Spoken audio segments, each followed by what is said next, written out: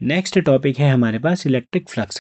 अगर किसी एरिया में से फील्ड लाइंस गुजर रही हैं तो उस एरिया में से कितनी फील्ड लाइंस गुजर रही हैं। देखो, जितनी ज़्यादा फील्ड लाइंस एक एरिया में से गुजरेंगी फ्लक्स उतना ज़्यादा होगा।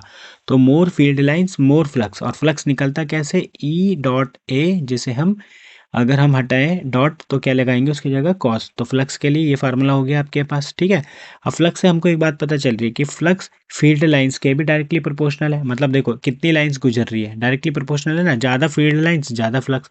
अब एरिया के ऊपर भी है, जितना बड़ा एरिया होता जाएगा उतनी ज़्यादा क्या होगी, इसमें से लाइंस निकलती रहेंगी। तो ये डायरेक्टली प्रोपोर्शनल उसके भी है। अब आगे देखते हैं फ्लक्स के बारे में। फ्लक्स को निकालने के लिए हमें सबसे पहले देखना है एरिया कैसा है, एरिया यूनिफॉर्म है या नॉन यूनिफॉर्म है।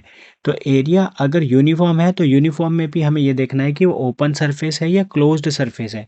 तो ओपन सरफेस और क्लोज्ड सरफेस, अगर ओपन सरफेस होगा तो ये फार्मूला अप्लाई इस तरीके से होगा, और क्लोज्ड सरफेस में फ्लक्स निकलता नहीं है, जीरो हो जाता है। जो आपने डेरिवेशन में क्यूब वाला पढ़ा होगा, चारों तरफ से फ्लक्स निकाल के ये क्या बना देता है, आपस में एक दूसरे को कैंसिल करके जीरो बना देता है। अब नॉन यूनिफॉर्म एरिया में अगर देखें तो इसमें हमें देखना होता है अनइवन सरफेस और इवन सरफेस। देखो अनइवन में फ्लक्स इस तरीके से निकलता है, ठीक है, ये भी आपने पढ़ा होगा। और अगर हम इवन में देखें तो वो डायरेक्ट ई ए होता है ना, ये चीज़ इसको कैंसिल कर लेती है, तो बचता क्या है हमारे पास, ई ए। अब फ्लक्स के बारे में ये हमें समझना था कि यूनिफॉर्म है कि नॉन यूनिफॉर्म है। यूनिफॉर्म है तो उसमें देखना ओपन है कि क्लोज है, और नॉन यूनिफॉर्म है तो अनइवन है कि इवन है। और इसके हिसाब से ये चार फार्मूले फ्लक्स के बन जाते हैं।